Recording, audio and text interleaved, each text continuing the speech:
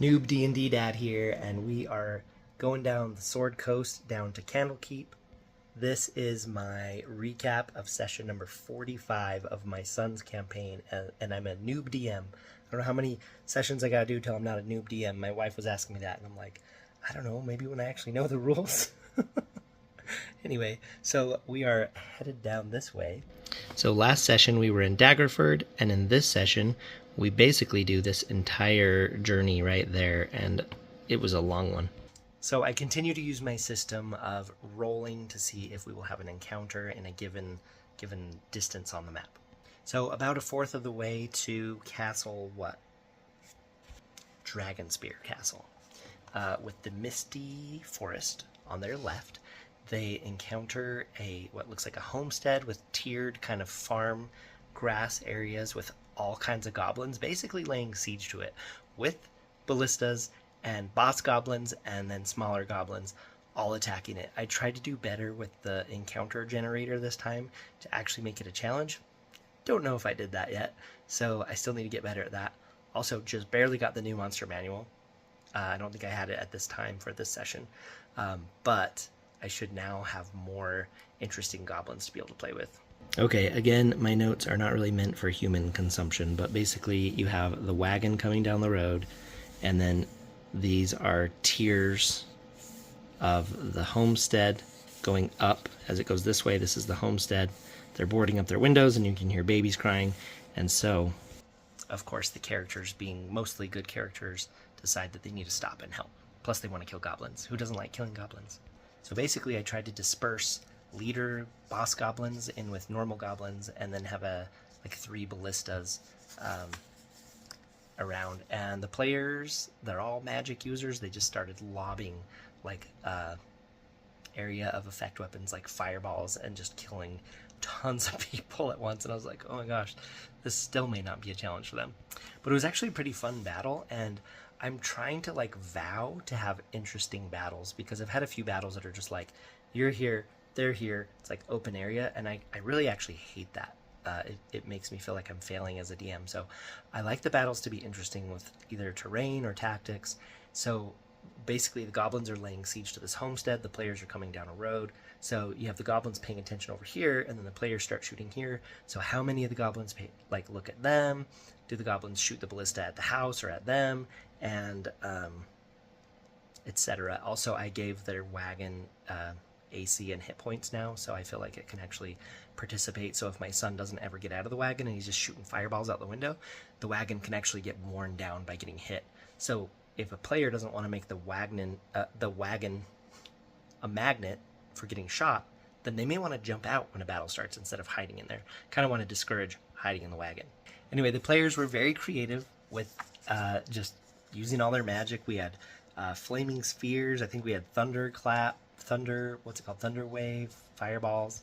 Okay, and this is a little bit embarrassing to admit, but the last couple sessions, like this one and with the Army Veteran group that I'm also DMing for, I've lost count of the bad guys. Like, I'm literally tallying them off as they're dying, and somehow I end up with more of them than I originated with. But the players still have fun, and no one's ever noticed any difference. But it's like, how am I losing count when I'm tallying them as they're dying? I don't know. So my son drinks a potion of invulnerability, runs into a crowd, sets off a thunder wave. My friend runs next to a ballista, sets off a thunder wave. Like, we've got ballistas flying everywhere, guys flying everywhere. Like, it was such a fun battle to just like watch and be a part of. So as the goblins are getting beat, they decide that they actually just still want to raid the house, like it's an easier target. And so as they're running towards the house, like the last goblins die as they get like flown into the door of the house. So the people in the house are hearing all these thunder waves going off, and then they hear this like thud on their door as a body hits their door, and then it's silent. And they convince the family to open up the door. They're a little nervous. But what I had the homestead people say, I had them say, what brings you loud goblin fighters to our vulnerable homestead? And then, there was a good interaction there. The people at the homestead give them 10 days of rations. I figure that's a very realistic thing for people at a homestead to give to fighters. They're not like rich, elsewise maybe they wouldn't live in this situation. And then the treasure that the players got from this battle, from page 121 in the new DMG, is they got 500 gold, and they got an instrument of illusions and a potion of greater healing. So I can't remember if the Homestead people gave them that, or if they got it off the goblins. I think they got it off the goblins. One thing I want to start doing is I want to start, because I like to roll magic items randomly, or let the players roll.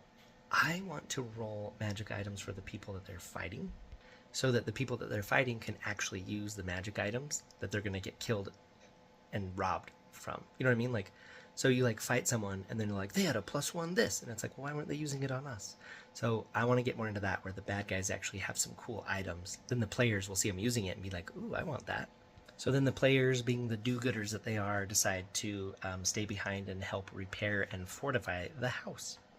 And then next, they are on to Dragonspear Castle, and I tell you what, I invented a floor plan for this castle on the fly, and I'm actually very proud of it. Okay, so speaking of the Castle of Dragonspear, is that what it's called? Yeah, Dragonspear Castle. Right there.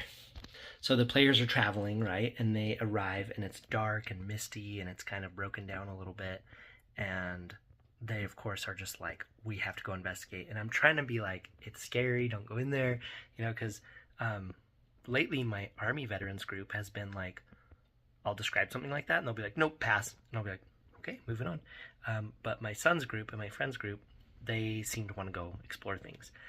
So they show up, it's dark, shroudy, scary castle, a little bit broken down. And my son actually is like, no, I'm going to stay in the wagon. So my friend and my son's cousin decide to go in while my son stays in the wagon. But just a little side note on this book, I got it on super sale on Amazon. And then after I got it, a lot of people kind of trash talk it for being kind of worthless. But on this 1,000-mile journey from like Phandalin down to Candlekeep, it's been invaluable just populating the world that they're traveling through, whether it's which enemies to make them face, or like what NPCs they encounter, like what cities they go through. Like, I've actually really enjoyed it. I definitely think it could be more. Like, it's very, very thin, and the map is on a stupid page break. But for example, on page 83, Dragonspear Castle has a full write-up in here. And I was inspired by the part that talked about the most recent stories to tell about red wizards and undead horrors. Horrors. Some of which might be horrors. And this is right before we got the new monster manual, and so I was looking around for red wizard stat blocks. And fortunately, I have this thing that I actually also got on sale, and I'm excited to try out. If nothing else, it got this stat block for me. On page, 188, there is Rath Modar, which is a red wizard. Okay, so be kind, because when I draw these maps and things, they're not really meant for anyone other than me, because I just use them to narrate what's going on to my players so that they can kind of, theater of the mind it, right? So, again, these are my notes, not really meant for other people to look at, but why the heck not? Might as well expose myself a little bit here. Okay, so you have the main door and a courtyard that is like open to the sky. There's rubble, and I put doors in here, not knowing what's on the other side, because I like to improv what's there. So there's 20 dead skeleton, like obviously they're dead. 20 skeletons on the floor, 3 in here, and then up here is a big grand dining room, then a spiral staircase, a big hallway with carpet, and at the end of the carpet is a room. So here's what happened. Just had to pause it there real quick. I think I just ate a mustache hair. Okay, so they come into the courtyard. They use a wand of secrets and don't come up with anything, so I need to remember that for later when they go there again. And all the skeletons are just laying around. They're not showing any signs of being animated. And so they walk all the way through. They walk up the stairs and then through the grand dining room and then up the spiral staircase. And then the whole time the castle is very run down and falling apart, and there's big holes and stuff. But when they get to this top area, the carpet on the floor, it's like a long runner carpet, is like a fancy, like new looking carpet. And as they walk forward and step on the carpet, 4 torches on the walls light up. And and then the door at the end of the hall opens, and there is a red wizard, which as a noob DM, I was super excited for, to just try running like a powerful magic character. So here's what happened. So the door's open and there's a red wizard just standing there. And I had already decided that he was using a 5th level mislead spell. So that wasn't really him. He was actually around the corner. But I love what he says. And I guess that's tooting my own horn because this is straight from me. He says to them, "What are you doing in my home? And tell me why I shouldn't kill you." I'm very proud of that line, not gonna lie. And then the next thing he says, 1 of 7 will never leave this castle. And I think, if I remember what I said at the time, or why I said that, I think it was because there's 3 players and 4 horses. I think that's why I said that. And I'm just like, one of these is going to die. So they roll initiative. His initiative's awful. It's 8. And my friend gets 19, and my what is it? If he's my son's cousin, I don't know, he gets 16. And then through the sending stone, my son moves the wagon under a balcony, because I had decided that there's a balcony. So at the end of this hallway, there's like a balcony. Sorry for the rudimentary drawings. We're just theater of the mind here. I don't have any maps or anything. So he's parked under the balcony. It's like 70 feet below, and a battle ensues. And I had so much fun running this red wizard and all of his different spells. Let's see what I had him do here. So he does mage armor, he does a fireball. I think he does a 3rd and 4th level fireball. He does mislead. And then it was so funny. My friend was like planning so carefully to do banishment on this guy, and he does it, and it's just the illusion. so he banishes the illusion, and it didn't work. And then he like slides around the corner after the illusion's banished, and he says the phrase 1 of 7, again implying that one of them is going to die.